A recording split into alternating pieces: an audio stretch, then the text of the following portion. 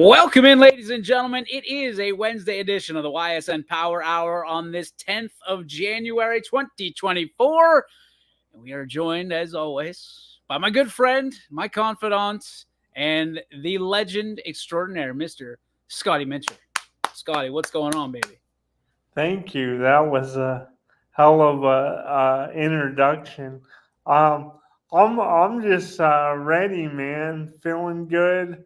A lot of exciting stuff happening or has happened in the sports world. So let's get after it. It's Let's do get after. We're going to be joined in about a half hour or so. Well, a little bit less than that because I'm a little bit tardy.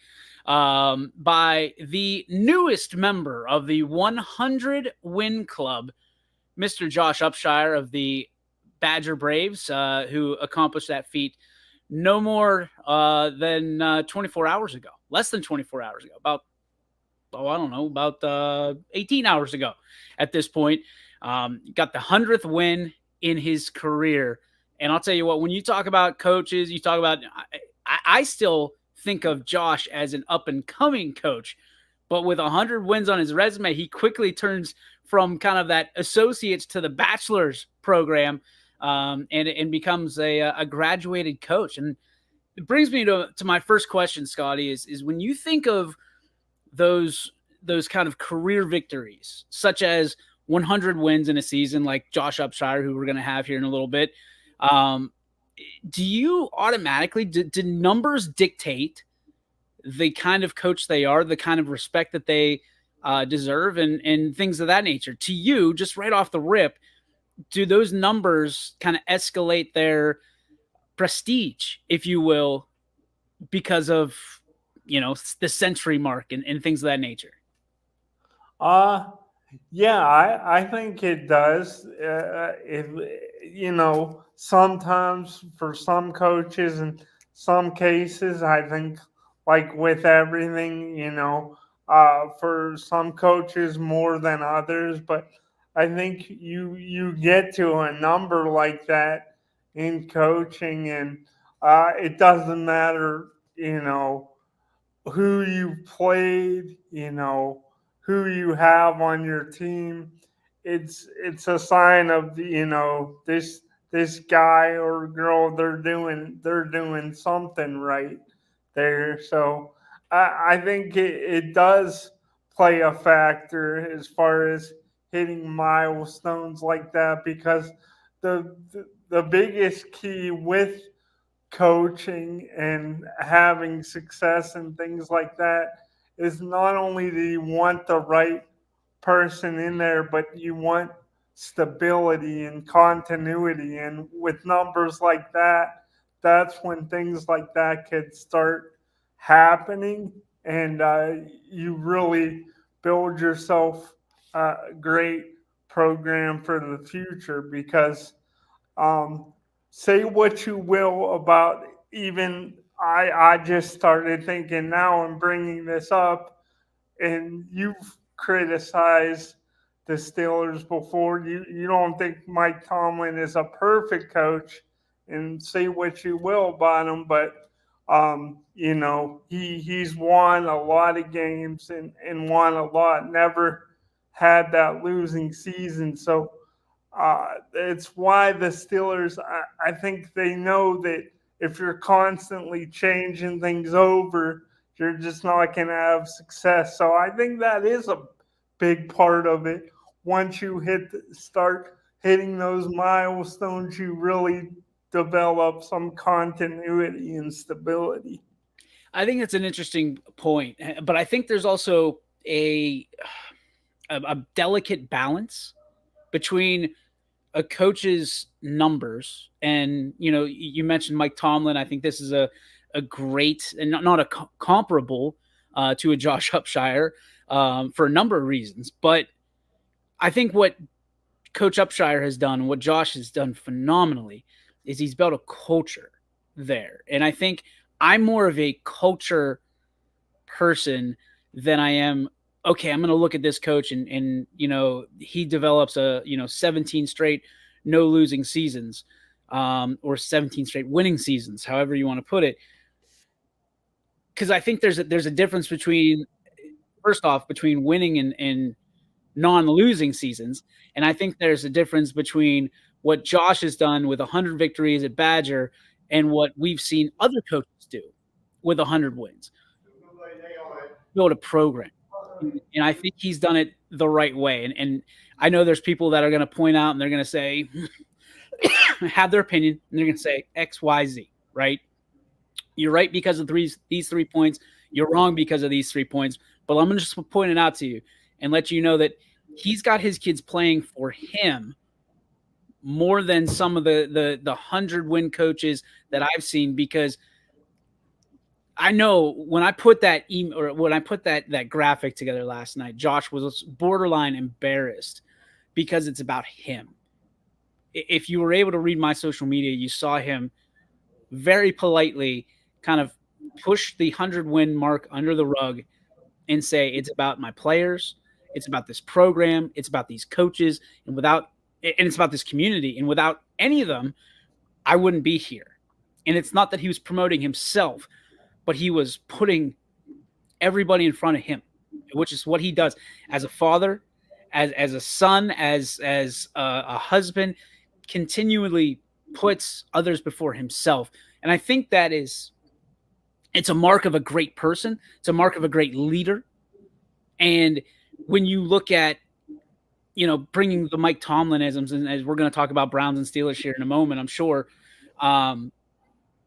what I'm not real taken over by Mike Tomlin is he's got a little bit of an ego. And when I say a little bit, he's got a lot of bit of an ego.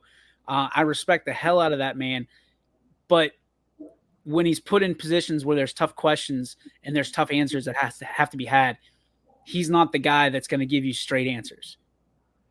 Josh Upshire and coaches in this realm, this high school realm, are going to give you those straight answers because they're trying to shape their student athletes, their students, for a life to which is better off than if we just feed them a pile of rubble, right? And everything can taste like Cocoa Pebbles and Fruity Pebbles and all that, but at the end of the day, a lot of us are going to have to eat a big bowl of Fiber One. Let's just put it that way. Let's put Fiber One to keep it PG, right, Scotty? Yeah, PG. Yeah, and Fiber One, you could eat it. It's edible, but it's not like having those, cocoa or fruity pebbles. But don't You got to learn to like the taste of it. yeah. Sparks, you got my wheels spinning though, DJ, because you talked about him and how he was like kind of embarrassed and almost kind of deflected and said, it's my players and the players I've gotten the opportunity to coach and my support system and everybody around me, things like that. But don't you think, and we've had this conversation before many times, and we both agree with that when it ultimately comes down to it, that players do win games. But don't you think, I haven't really talked with you about this, but don't you think on the high school level, coaches are the utmost importance in comparison to like the collegiate level in the pros, because it's the beginning of these players, it's the beginning of their sports journey, and because most of them eventually are going to have to do something else, like there's so many valuable there's so many valuable life lessons they could learn. So while I agree that like players ultimately win the game and other coaches could help, I do think that coaches are most important on the high school level. And I don't really even think it's that close. No, Uh, I think you got a dead on point, and we talked to Coach Andy Hake last Friday during the Western Reserve McDonald game about this, and I think that the further up you go, whether it's high school, college, amateur, pro, the less you need the coaching side of it, and the more that the coaches are really CEOs and administration, for making sure that the buses at the right spot, that the transportation in whatever fashion, that there's the funds and the T's are crossed and the I's are dotted, things of that nature. The higher you go up, the more meticulous it is, and it's less about the coaching aspect and more about the CEO and the front office administration aspect of it. If you go and you look at just very basic, from T-ball to Pop Warner to even AAU, those are the integral coaching opportunities that you have, and they're very fundamental. They're very very early on, which is why a lot of kids, and I hate saying this, some kids are curved in the right direction, some kids are straight up and down and they understand the very basics, and some kids are led astray, because I think, as we all understand this, coaches are very instrumental, teachers are very instrumental in the foundation of who these young people become. Because if a lot of times, if you don't have a positive role model in your life, woman or man, a coach is going to fill in those spots. A lot of times they're going to make sure that you got you're safe first and foremost. They're going to make sure that you've got a meal. They're going to make sure that you're taken care of, and possibly making sure that you've got a roof over your head. And the further up you go, I think the more those coaching relationships turn into personal relationships, right? Everybody knows, it's well documented, the relationship that I have with Dan Yeagley, who has filled in more gaps for me than a coach ever could. Almost at this point in my life, like a father figure and a best friend. Like the relationship that I was never, and I'm not whining about it, a relationship I was never able to have with my father because he passed away too early. A relationship that Dan Yeagley calls and checks on me. That he does that not just for me, he does that for an entire community of players that he's had in his 3 to 4 generations of coaching, or 3 or 4 decades, not generations, but that's the relationship side of it, right? The coaching side of it is Mike Tomlin and Cam Hayward, right? Where they have an established relationship. What I want to get to, and what I think is the prime foundation of student athletes, and it's I hope it never splinters, but you can see the grain, if you know what I mean, in some of these coaching and student relationships, because NIL, because coaches are not making nearly as much as players are at the college level now. And the opportunity is much greater for the student athlete than it is for the coach. And as they become professionals, the coaches are not able to be as financially sound as the players, because the players are the warriors that are doing it on the field.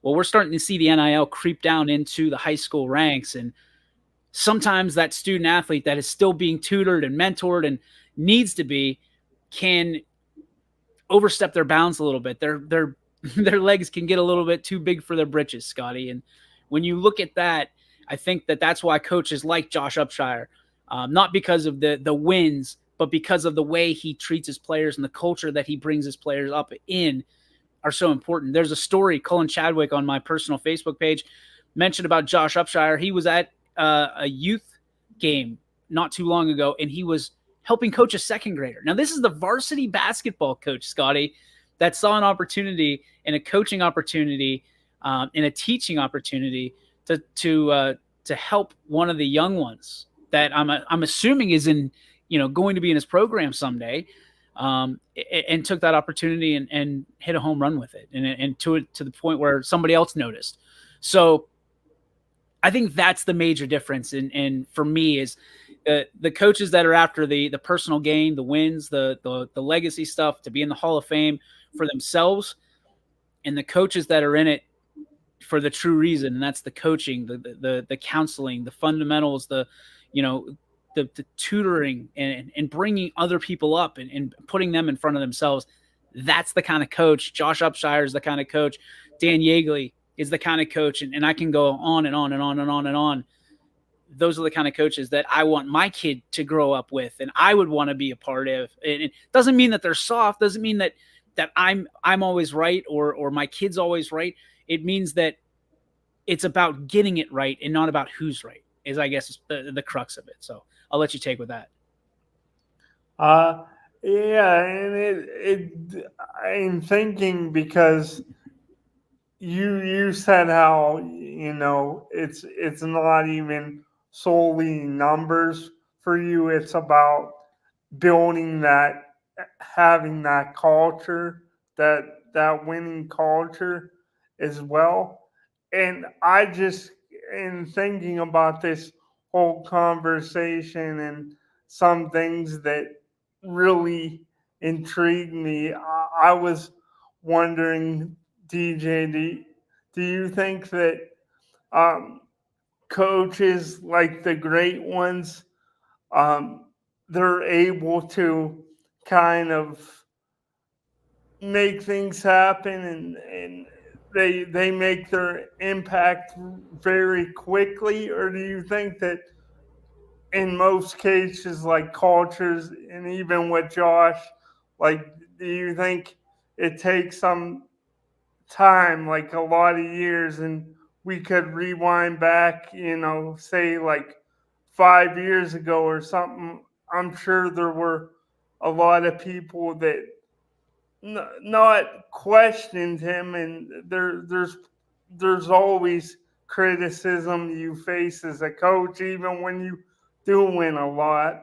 People are gonna criticize something, but I always felt like kind of cultures, like I would go back and forth on this. Sometimes I would think like they could be built very quickly, and then other times I kind of think, yeah, it definitely takes like a lot of years, like it takes time. But where are you at on that? It's very interesting because we're seeing it a lot right now, especially at the NFL level. Because I think that I guess I'm having a hard time understanding, Scotty, and I think this ties into to the question you're asking. You've got a coach in the NFL that is presumably going to lose his job or walk away from his job after being the most successful head coach in any sport in our generation, right? In our lifetime. So you look at Bill Belichick with the New England Patriots, and he's won 6 Super Bowls, which ties the record for franchises. He leads any coach by 2 Super Bowl rings that's ever done it. And over the course of 24 years, they're going to say, you know what, this is it. Mom and dad are splitting up, and we don't know. We don't have a good grasp on kind of who's walking away or who's being pushed out. But I think we all kind of have a general understanding. I don't think that Coach Belichick would leave if he wasn't, asked to, because he's not that kind of guy. But you look at the expectations in sports nowadays in general, not just in the pros. You've got coaches that are winning championships and are being told that one's not good enough. In the world of sports, in the world of the business of sports, high school coaches are being put to the task. They have less resources than ever. I've heard stories about high school coaches that have their assistants that are making more than they are just so they can keep them on the staff. It's tough, Scotty. It has to be. And a lot of these coaches are going to take a bunch of grief from parents and media members and people in the community about how the expectations are. We've seen units of classes of really, really exceptional student athletes come through from middle school and then fall flat in high school. Because, as you know, that's when the kind of rubber meets the road. That's when you go from you're really good in 7th and 8th grade and you're really excelling, and you get to high school and everybody catches up, right? A good buddy of mine, I'll tell a story. A good buddy of mine was the best baseball player that I've ever seen in my life. He was bigger than everybody was. He could hit just monster home runs, right? He stopped playing after the 8th grade. We brought him back 2 years later. He was the best player in any league, in any Colt league or whatever that was at that time, hot stove. He stopped playing. He started playing football. He started playing basketball. His true love was basketball because of his size. He came back to play baseball. 2 years later, he came to a fall ball game with me. He couldn't have been any worse. He stunk like a poo that hadn't been flushed in 3 days. Okay. It was bad. Awful, awful, awful. But the moral of the story is that there's this a ceiling on everybody of how good you can become. And if you stick to it and you work on your craft and you hone your craft and you've got great coaches, not even great coaches, you've got good coaches that understand how to make you better and how to allow you to work through adversity, you're going to be a lot better off than the coaches that just stop caring because you can't provide them points or you can't do something for them on the floor or at the dish or on the field or on the court. That's where the challenge starts for coaches, because you've got to be able to allocate your time amongst, if it's a basketball team, it's 15 kids, and that's just varsity. If it's a baseball team, it's 25 kids. If it's a football team, it's 50 some kids, volleyball team as well. So when you look at this, Scotty, to be able to allocate your time, I've seen coaches that if they were to turn in their actual hourly invoice to a school, they'd be getting literally 15 cents an hour. And show me someone in this day and age that we have inflation, we have all kinds of problems, and nobody's sitting there looking out for anybody else. There aren't many people that are coming out and saying, "Hey, coach, great game," and doing more than a handshake or a wave. Not even a cup of coffee at Dunkin' Donuts or Starbucks or wherever they are, your local community coffee drip. But yet they expect coaches to be coaching for 15 cents an hour and the give up time with their family, their sons, their daughters, their spouses. It's tough. It's very challenging. And in this world that we live in the sports realm, we need to learn how to show gratitude to these coaches that basically raise their hand, volunteer, say, I'm going to step up and be a man or woman of dignity in your son or daughter's life. And I'm going to do it because I've got to hold myself accountable and I've got to hold myself to a different pedestal than everybody else. Because everybody's going to look at that coach and say, you failed. Or look at the coach and said, you succeeded. And even, Scotty, if they win a championship, they're still being just absolutely dressed down to what they could have done better or how they could have done. If they go win a championship in any sport, in any league, they're still saying, well, yeah, you did that, but you only brought in X amount of dollars of revenue to our school. Our tickets are down. Things that, I mean, there's so many hats that coaches nowadays have to wear that people just don't understand. And that's why it's so special to have guys like Josh Upshire, that Lavelle Turnage. I mean, you can go on and on. Tristan Reynolds, Todd Johnson, had a chance to talk to him. Chris Huxold. You can go down the list. We are so fortunate in this area to have guys like Coach Gunther at Ursuline, right? Across the board. But we're almost spoiled in the sense that we don't understand what we have. We don't understand that guys like Dan Yeagley and Andy Hake don't grow on trees. Bob Spates are not coming by the dozen. I mean, you can't just go out and go get a Bob Spate with the level of excitement and having his kids run through walls for you. It doesn't happen. DJ Ogilvy's just don't pop up and say, "Hey, I'm here to take no money, and also I'm here to put in 100-hour work weeks." Our coaches at the high school level are doing this, and they're doing this with a smile on their face. And it's so frustrating. It's so frustrating to watch from my perspective as a media member and someone who cares about these coaches, because guys and gals for that part, you think the officiating shortage is going to be bad here in a year or two. The coaching shortage, because they're tired of taking people's gunk, it's going to be awful. There's going to be nobody to coach your kids. And the ones that will be left to coach your kids aren't the ones that you want. They're not the ones that you'd sign up for.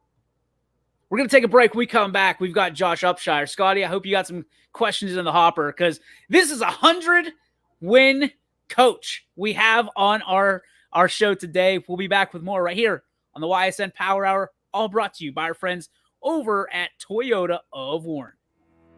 We believe expectations are made to be exceeded. At the new Toyota of Warren, it's about more than just getting a great deal. It's about service you can count on and a friendship you can trust.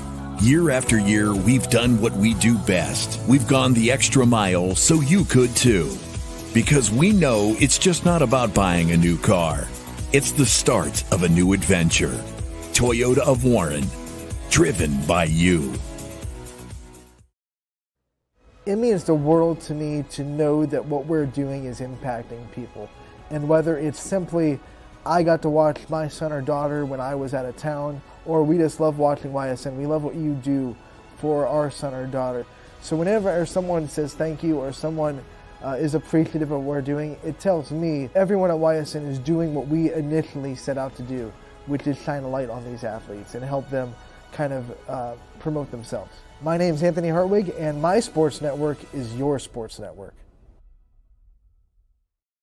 All right, ladies and gentlemen, welcome back to the YSN Power Hour, proudly presented by our friends over at Toyota of Warren. Tino and the boys, thank you so much for everything that you do for us, and you support us in each and every way, and for that beautiful, and I mean chef's kiss, beautiful Toyota Tundra I get to drive around probably too much nowadays. I'm over my mileage for the first year, so got to slow it down a little bit. Got to take her easy, take her off the gas. At this time, ladies and gentlemen, we bring in one of my favorite humans in the entire world because of who he is, but more so now, today, because it is a special day for him to bask in the glory that he's put in, even though he won't do so. A guy that loves his country, a guy that loves his community, a guy that loves his program that he has built from the ground up. Ladies and gentlemen, at this time, we welcome Mr. Josh Upshire. Yeah, what's up, Joshy? Hey, DJ, how are you? Hey, Scotty. Well, man, the question, I guess, is how are you, my friend? Yesterday, you go in 99 wins. It's one of those one of those things that you're counting kind of, but you're not trying to force it. You're not trying to, because you just never know how it can go. You can be on 99 for a few games and it could be driving you nuts. For you to cross that 100-win mark plateau last night, what does it mean to you personally? I know you kind of, reflected on a little bit on social media. For you to join those ranks of some of the coaches that I know you look up to, and now to be looked up to in a different echelon, what does that mean to you, Josh? For me, as I said, even in a text with you yesterday, this is more for my alumni that have played for me, my current players, my coaching staff. This is more for them. I'm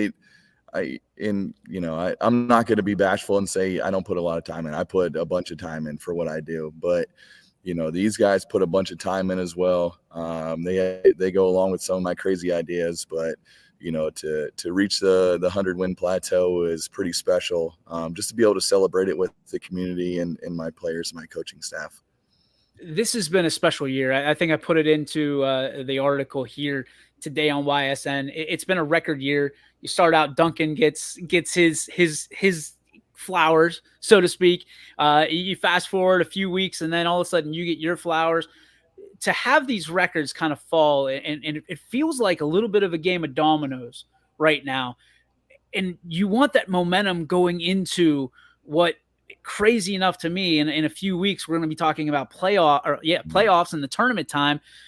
Does it feel different in Badger this year than it has in years past, and how is that? It really does. To start with Duncan getting his 1,000-point, the first bucket he scored this year, and then fast forward to a couple of weeks ago, to break the all-time coaching record for most wins here for the boys program, was pretty special as well. That one I kept under wraps pretty tight, but when you get to 97, pretty much people are going to know when you're getting to 100. But I kept that one under wraps as much as I could. I was stressed out a little bit the day of the game. Actually, one of our starters was out. I remember texting my wife being stressed out about it, and she told me to have confidence and to do it against to break that 97 win mark against a buddy like Josh Scott and Heartland. That was special because Josh is another one who puts a bunch of time in and has built his program up. To be able to do that and then come in and get 100 wins last night and celebrate with the community, and the community is going to be they're always supportive of us, and I can't wait to see what the future has for us. I'm not sure you got to hear my rant for the 15 minutes, but I mean, coaching is different.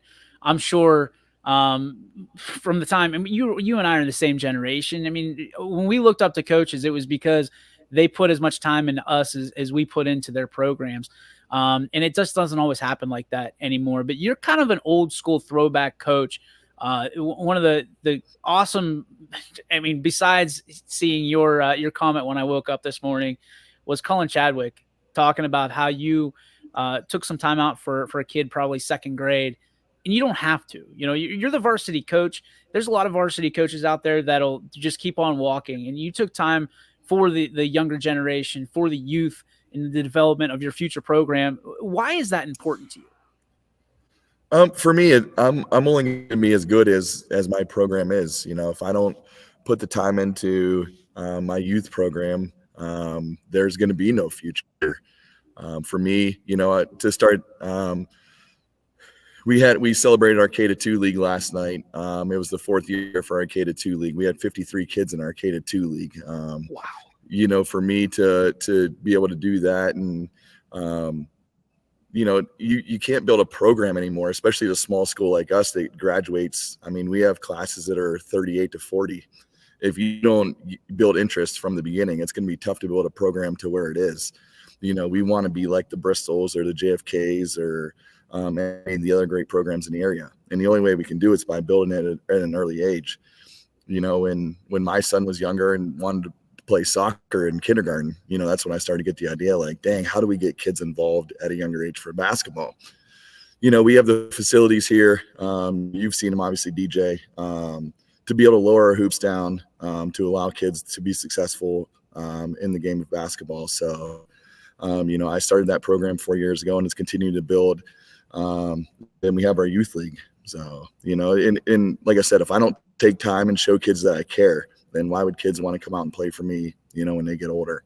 It's a great point. And another great point is you treat that entire community, not just basketball, but across the board, you treat Badger like it's your family. And I've always been really, really interested and really, really impressed with the way that you do it so delicately, because again, you're one of the featured programs out there. You're the basketball coach in a school that doesn't have a football program at this point. So when you look at that, you can just kind of walk on by, keep your whistle in your mouth with a half, what eat and smile, and keep on walking down, but you don't.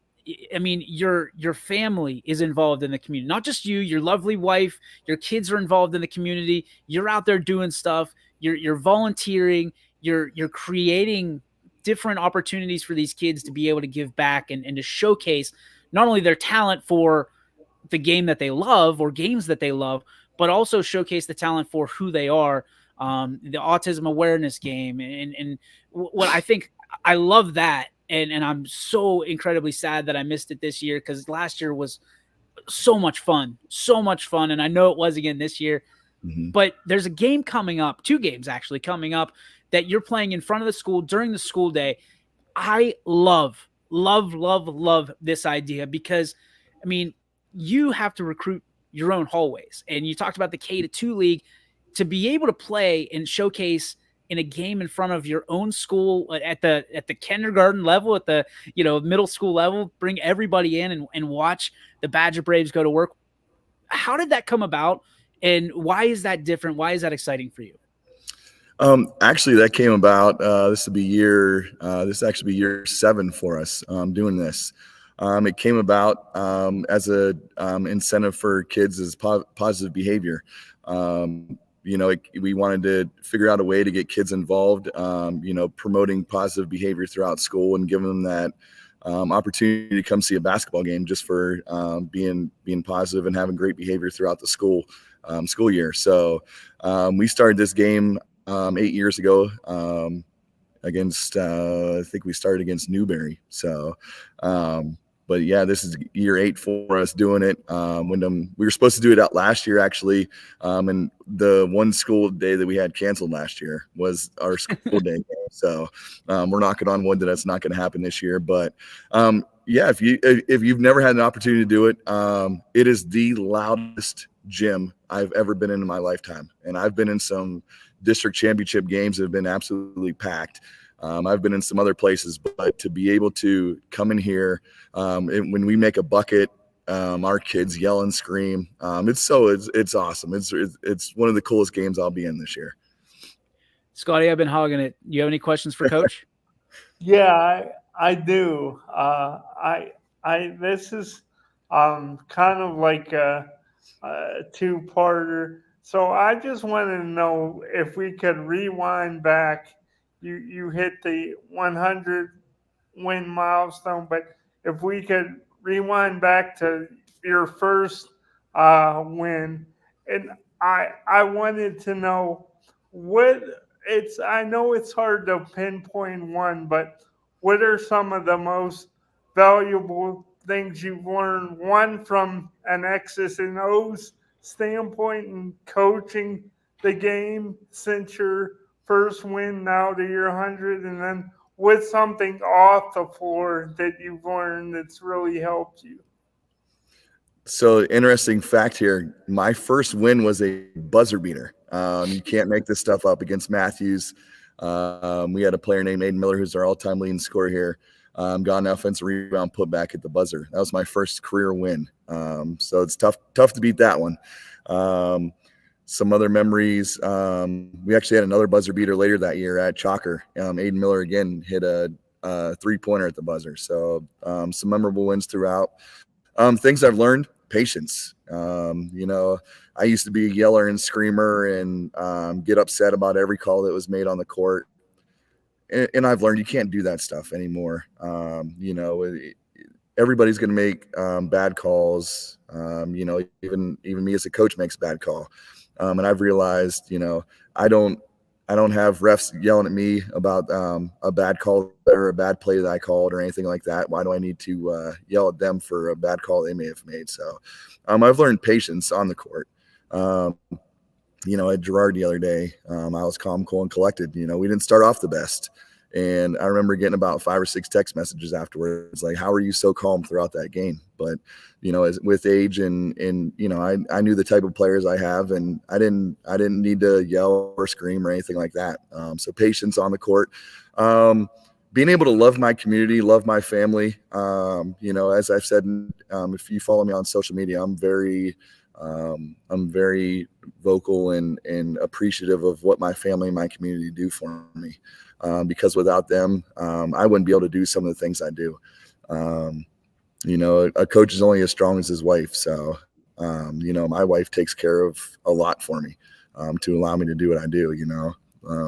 There are days where I text her, I call her and say, hey, I have this going on. I won't be home until a little bit later. And She's understanding and appreciative of it. And I wouldn't say appreciative, but she's understanding of it and goes with the flow. But, those are the things I've learned off the court. All right, so let's piggyback on that great question by Scotty. When you were a baby and you got that first buzzer beater victory, and going into last night, how has the coach changed? I mean, obviously, other than your patience, how have you changed your coaching philosophies and kind of how you implement yourself as a mentor or role model and things that of that nature for these young men? Being able to explain a little bit more, for me to be able to explain kids on their rules, in being a teacher as well, you need to be able to explain kids on why they're doing the things that they're doing. You can't just have a kid who has been doing something a certain way and then take them out of that situation into a different situation, expect them to know why. I think I've done a better job of communicating to them on a situation that I may have changed for them, a rule I may have changed for them, and being able to tell them why I've changed that role for them. So, from that beginning till now, because back then, as a younger coach and coming in under some really good coaches that I've learned under, just expecting kids to understand that stuff. But now I think that, you got to explain to kids why you're doing what you're doing. And I feel like I'm doing a better job of that, and why we're having so much success this year, because kids are playing their roles a lot better. All right, so I'm going to put you on the spot here. I'm not going to ask you your 5 favorite coaches or anything like that, but I'm going to ask you your 3 biggest influencers in your life, whether that's on the floor, off the floor, you're just leaders or mentors or people like that have influenced your life to make you who you are today and kind of shaped you into becoming this guy that seemingly everybody appreciates, that no matter what you do in life, whether it's basketball or otherwise, Josh, everybody loves you and they appreciate what you bring to the table. Who were those 3 influencers that made you who you are today? I'm going to cheat a little bit. I'm going to give 4, Okay. because the first 2 go together. My dad and my uncle are obviously the first 2 that they do a lot for me. I tell them all the time, I'll never be able to thank them for what they've done for me and all the stuff that they've done for me. So I'm fortunate enough to now have them both on my bench. Josh Scott was here the other day and he said, he made a little joke that about time I got the smarter people on the bench with me. So, it's fun with that. But second one, my coach, Bill Bogan, very unbelievable influence on my life. I can't thank him enough every day for what he has done for me growing up. I was the type of kid growing up that I felt like I knew everything in the high school level. And you go back and look at it as you get older and you're like, dang, what he was trying to teach me, then, you catch on, and the relationship I have with him now is unbelievable. Third one's actually Coach Gunther, being able to coach under him for 4 years and the things that I learn. And, the mindset that he has is phenomenal. It's actually funny that I actually quoted him last night, talking with my wife. He said, if you want to be a millionaire, you surround yourself with millionaire thinkers. You don't surround yourself with $20 thinkers, So I've taken that and, I surround myself with people that, if I want to become better as a person, as a basketball coach, as whatever it is, I think I've done a good job of surrounding myself with those people who are positive in my life. I love it, man. I can't be more supportive of that and more supportive of you. You've always been just a huge advocate, not only of the sport, but what we do here at YSN. And just, I'm grateful for you. Just forever grateful for not only what you do on the court, my friend, but what you've done off the court that I could go on and on and on about. You're an instrumental part of who we are and how I function. So thank you so much for that. We thank you for your time. I know you must have interviews from ESPN and Fox News with this 100th win. So we appreciate you setting some time for little old YSN, brother. Hey, I honestly appreciate all you guys do for us. I can never say it enough. What you guys do for us in our community. I know we were late getting to the party, but what you guys have done for us in our community is top notch. We can't thank you guys enough, and I look forward to what we can do in the future together. Looking forward to it, man. Looking forward to 101. So go get Yes, it. sir. All Get right. those kids cracked into shape. Thanks for your time, Josh. Appreciate you, All brother. right. We'll see you guys. There he goes, Josh Upshire. Again, one of my favorites, one of the easiest guys ever to interview because he's going to shoot you straight, Scotty. And again, like my rant earlier, they don't just put Josh Upshires, they don't just pluck them from fields.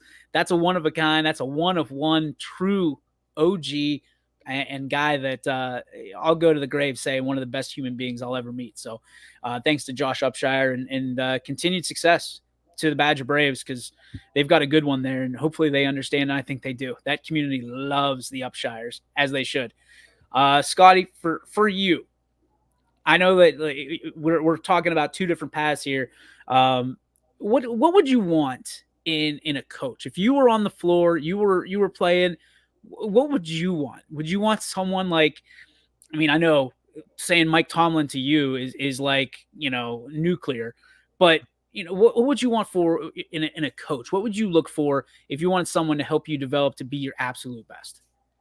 I think I'd look for somebody with kind of like that because I in Josh in the interview just now, like he talked about how he used to yell and scream a lot at the officials and at bad calls, and now he doesn't really do it anymore. And I guess I would want someone like that was driven and had like wanted me to reach my maximum potential, but you also had that balance to where he wasn't yelling and screaming every day over everything. Because I think after a while, like I would eventually, like, if that was going on, and I think other people would too, they kind of like tune it out. So you want, I don't know, to me, I'd want that balance of drive and leadership, but also that respect side and the compassionate side. I hope that was a good enough answer. Great answer. Great answer. An answer that leads us right into our Joe Dickey Electric. What's your spark? Presented by Joe Dickey Electric. Anything commercial, residential, industrial, anything electrical. Head on over to DickeyElectric.com. Proud sponsor of YSN.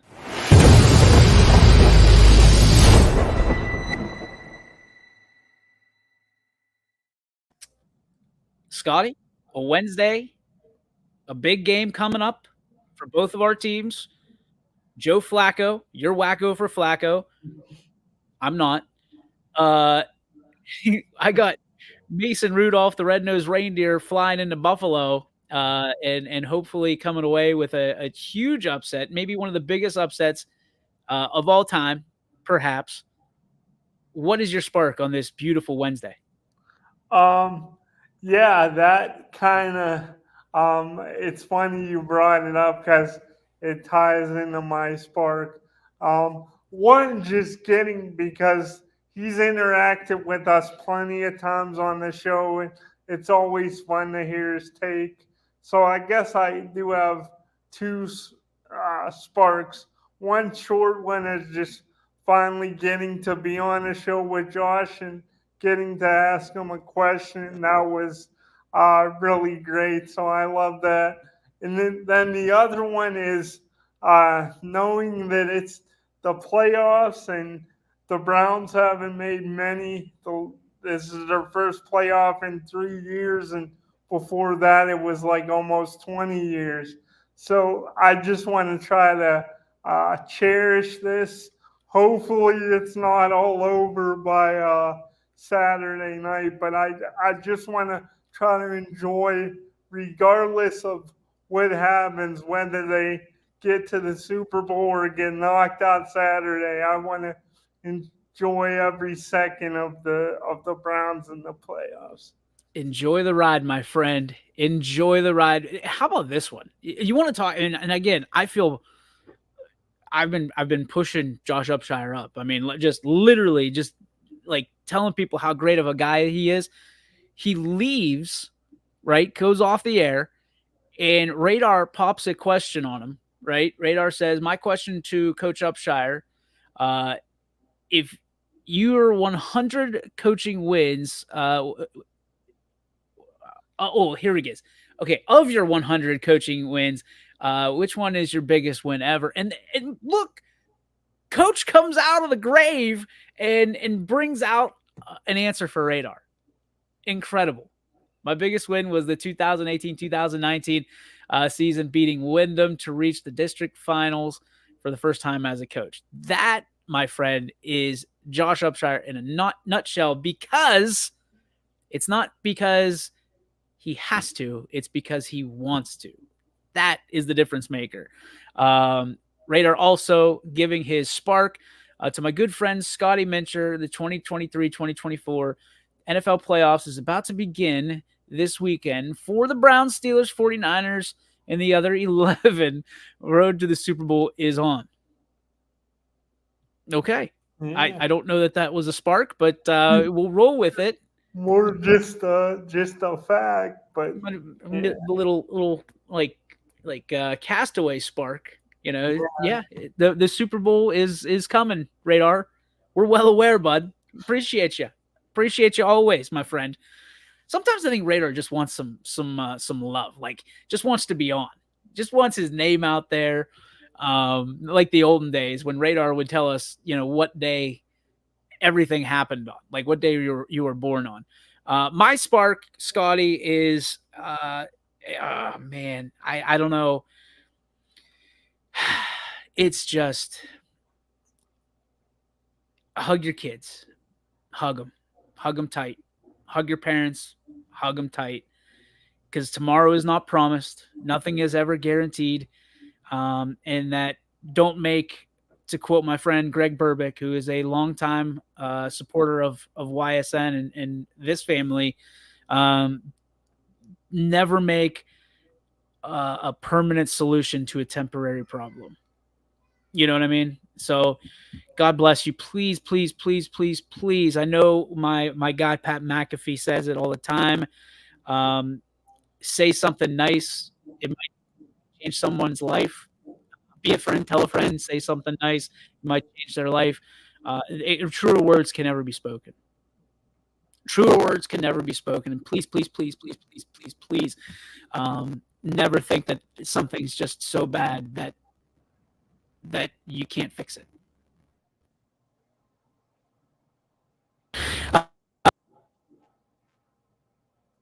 Tomorrow, as we have a very special guest, very special. A very special, I don't know, event that I went through over the last month or so.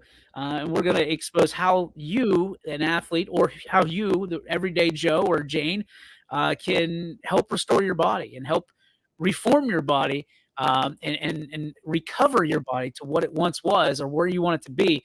That's going to be tomorrow on the show.